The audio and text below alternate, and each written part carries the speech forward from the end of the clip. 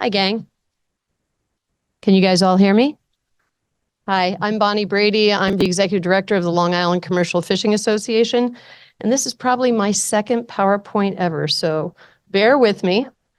When people think of offshore wind, what comes to mind is this view, the 5-6 megawatt turbines that were put into Block Island waters in 2016. This is what I refer to as the Barbie and Ken model. Looks harmless, right? Unless you get hit by lightning. The next slide is of a turbine offshore Wicklow, Ireland that was hit by lightning in 2022. Just let you know it's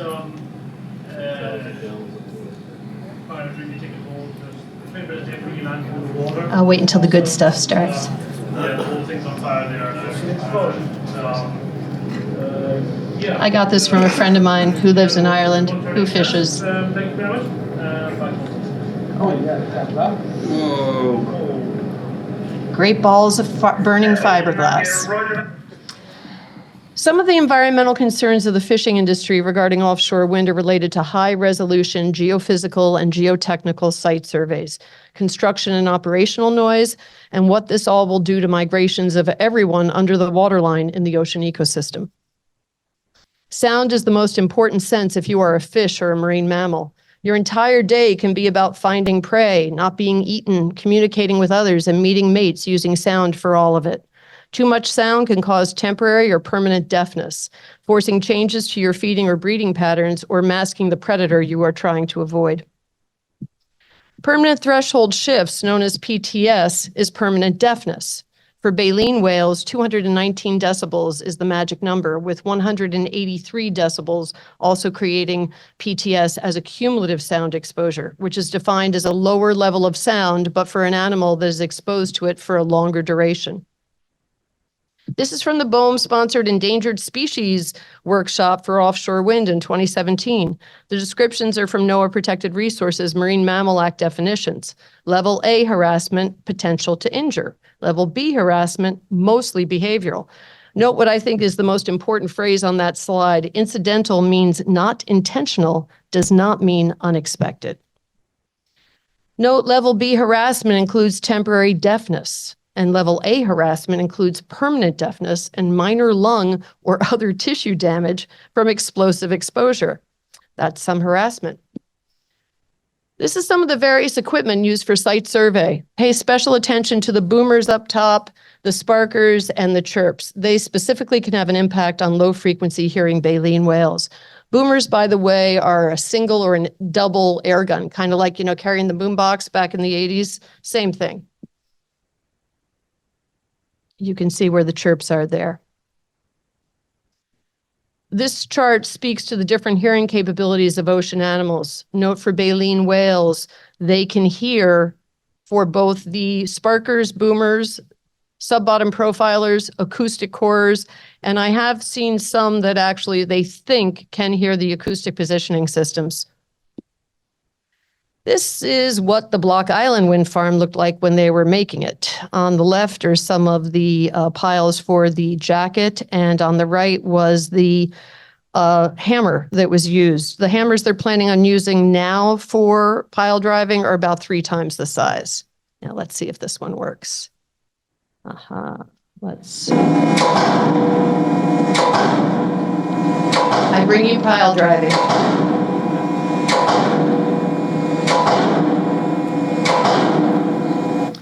Bubble curtains, we are told, are used for pile driving as a way to protect whales. Unfortunately, low-frequency sound under 200 hertz is not reduced by bubble curtains. That's from BOEM's own documents. Noise causes both auditory and non-auditory effects. If you're a fish and you get too close to the sound of pile driving and have a swim bladder, it ruptures. It's a really bad day. And it's not just sound in decibels that affects ocean animals, especially fish. It's particle wave pressure, and it can induce temporary or permanent induced deafness. Pile driving may have near-field lethal effects on fishes and invertebrates with particle motion rather than sound pressure alone. I know being on the ambulance squad, basically it's a concussive wave, and that concussive wave jars your body into whatever you hit, the internal organs into whatever's holding on to them. So those are the kind of animals that they don't have a swim bladder, they could just wind up with lesions and then swim off to die. The sounds we make in the sea may interfere with the ability of fishes to detect and use sounds of biological relevance and could have substantial impact on their fitness and survival. Now, these are the sounds of pile driving from 500 meters and then again from 18 miles away, except they are mixed up for the audio. So this is 500 meters away.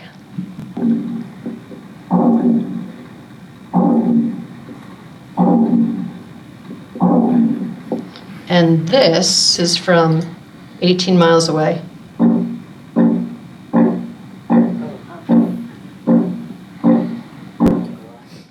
This is a photo of a jet trencher. The one on the right there, there's also an additional ROV.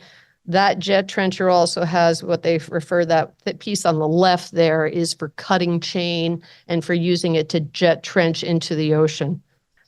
Jet plowing is capable of causing temporary deafness due to DP vessel thrusters during installation. For the Block Island project, the hot zone for 120 decibels of level B harassment was 9.7 miles. You stole my thunder, Jerry. The Osbit PLP 240, the Oceans bulldozer used by Ørsted all over Cox's Ledge, which is considered glacial moraine habitat for one of the more sustainable stocks of cod left on the Atlantic coast. The same area that NIBS scientists warned about. While pile driving is the most injurious noise of construction, jet plowing and jet trenching can kill fish and other marine organisms from larvae to young of the year.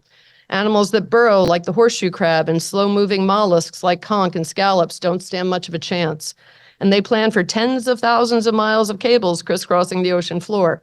The Living Stone is an example of a cable-laying vessel. AC cables used for offshore wind industry emit heat, electricity, and magnetic field. Heat is reduced by burying AC cable, but not past 6 feet or the cable cooks, which is another reason for burying cables, unless you are an animal that buries in the sand. When it comes to EMF, some fish like skates and sharks love it, and cod and lobsters appear to be repelled by it. As Lisa mentioned earlier, DC cable and lobster larvae don't seem to do well, according to Harriet University in the UK, that exposed them over time to direct current and found those exposed can't swim. Contrary to the popular turbines will build reef myth, it's actually called biofouling, which displaces the biodiversity of the area by adding structure where there was none. Over time, steel monopiles become overloaded with mussels and other invasives, sea squirts, starfish. If not enough current flows in the area of the monopile, the nitrogen waste coming from them can create mini dead zones. This is leading edge erosion, which can occur from general wear and tear to fiberglass wind blades. This is a photo from 2020. Dutch fishermen towed this up, a fiberglass strip glued together like paper mache to help to make up a wind blade. Wind turbine blades are made with sheets of fiberglass held together with rigid epoxy resin, which is made with BPA. When the resin breaks, BPA leaks out of the blades. Wind turbine blades spin at 170 miles an hour. When rain hits them, the rain hits at 300 miles an hour. And as a result, the blades suffer pitting from the rain and eventually break down, destabilizing them. They have to be refiberglassed yearly. Within the first 5 years, blades can break down due to defects, lighting, and surface damage and structural cracks. The wind wake effect describes how the first row of turbines in the ocean gets the most wind and how downstream turbines lose airflow due to wakes. Those of you that sail and/or race know how important it is to be in front of the wind. Blockage effect is from the wind slowing as it approaches the wind farm, and wake effect takes place behind the turbines where there is less wind and more mixing turbulence, which affects temperature and humidity, and in some cases can create its own microclimate like fog. This is the Horns Rev wind farm. In 2013, NASA used a satellite to be able to take pictures of the wind wake effect happening in the UK from space. The problem, however, was not only the effect on the water, but huge underwater sand sediment plumes up to 3.5 miles long and up 500 feet wide, 24 hours a day, 7 days a week, with scour pits behind each turbine up to 120 feet deep. That's the Thanet wind farm pictured by Dong Energy, now known as Ørsted. The fishermen in the area used to fish for cod daily. Once the wind farm was put in, the cod abandoned the area. Now they have to go farther to catch the fish, who shockingly don't like sand in their gills. That's the Landsat. In 2021, researchers in Germany began looking at the wind wake effects in the North Sea as many more turbines were scheduled to be built. It was then that the modeling of the large-scale effects of adding much larger offshore wind turbines began. And in 2022, the barn doors flew open.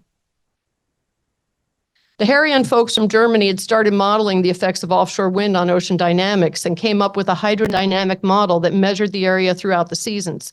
They found currents were dramatically affected, creating alterations of the temperature and salinity distribution in areas of wind farm operation. Ultimately, they showed it affected the stratification development in the southern North Sea, impacting marine ecosystem processes. Several months later, an ROV was able to capture the actual proof of mixing in seasonal upwelling and downwelling patterns due to offshore wind turbines. Then in November of 2022, the shocker, when some of the same folks that originally discussed wind wake effect showed up plus or minus 10% loss in upwelling and downwelling, the basic methodology by which the ocean feeds itself, not only at the offshore wind farm clusters, but also distributed over a wider region. And the sea surface temperature within the wind area increased, mimicking climate change. They basically showed that ongoing offshore wind farm developments could have a substantial impact on the structuring of coastal marine ecosystems on basin scales. And compared to the North Sea and the EU, the US is slated to have far larger turbines than any other country, and more of them. 2.3 million acres, up to 3,000 turbines, up to 1,065 feet tall. That's an older picture. They will be taller than the Eiffel Tower. I have 6 more. These are examples of offshore substations. Those that must go long distances will convert AC to DC cables using cooling water intake systems that suck up to 8.1 million gallons per day of seawater and release it as 90-degree effluent. The same cooling water intake systems that are not allowed to be built on land for any new build, but apparently the ocean's fair game. Now, for those of you that are trying to save Dowses Beach, I suggest you look to Block Island for their history. Both cables were dug in 2015, juiced in 2016, and unearthed 9 months later, to the tune of $31 million. Exposed 8 months after they were sunk, took 6 years of false starts to finally be reburied. Lisa already spoke to all the projects. This is the Rhode Island, Massachusetts wind energy area specifically. 1,409 square miles, larger than Rhode Island or Long Island, and 2/3 the size of the Grand Canyon National Park. Now imagine you're staring at that vista. Now put 1,065-foot tall turbines spaced a mile apart in each direction for as far as you can see. That's the Rhode Island Mass wind energy area if it is built out completely. Please help us fight this.